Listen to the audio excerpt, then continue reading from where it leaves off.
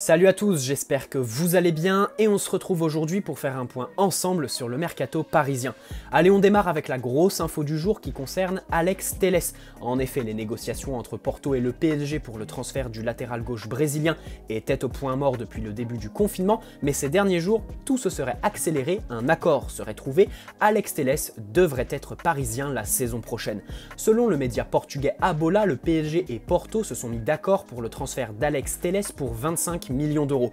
Le PSG en voulait 20, Porto en demandait 30, il semblerait que les deux clubs aient coupé la poire en deux, négociation très classique. Aucune info n'a fuité concernant la durée de son contrat et le salaire que Telles pourrait toucher en cas d'arrivée au PSG. Cependant, il faudra attendre pour l'officialisation de ce transfert. En effet, l'arrivée de Telles à Paris sera officielle à la fin du championnat portugais, qui est fixé au 21 juillet pour le moment. Tout ça, ce sont les informations de Abola, et elles ont rapidement fait le tour d'internet.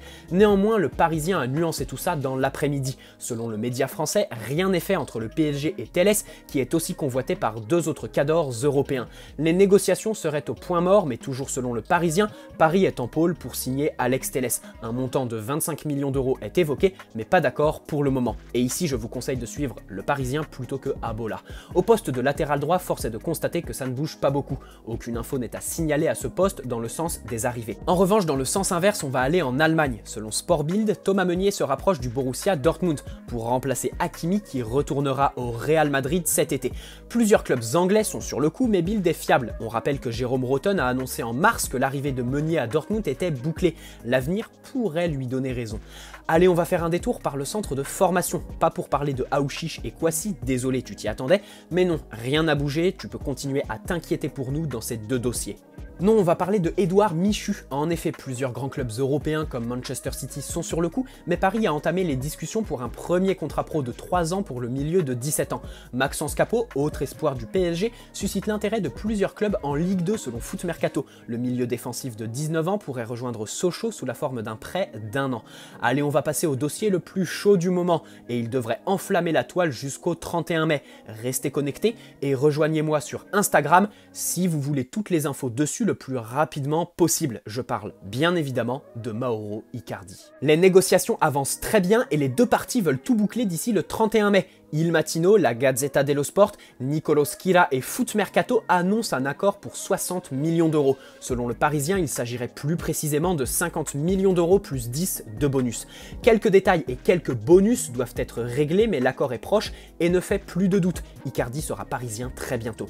Il signera un contrat de 4 ans, soit jusqu'en 2024, et touchera 10 millions d'euros par an.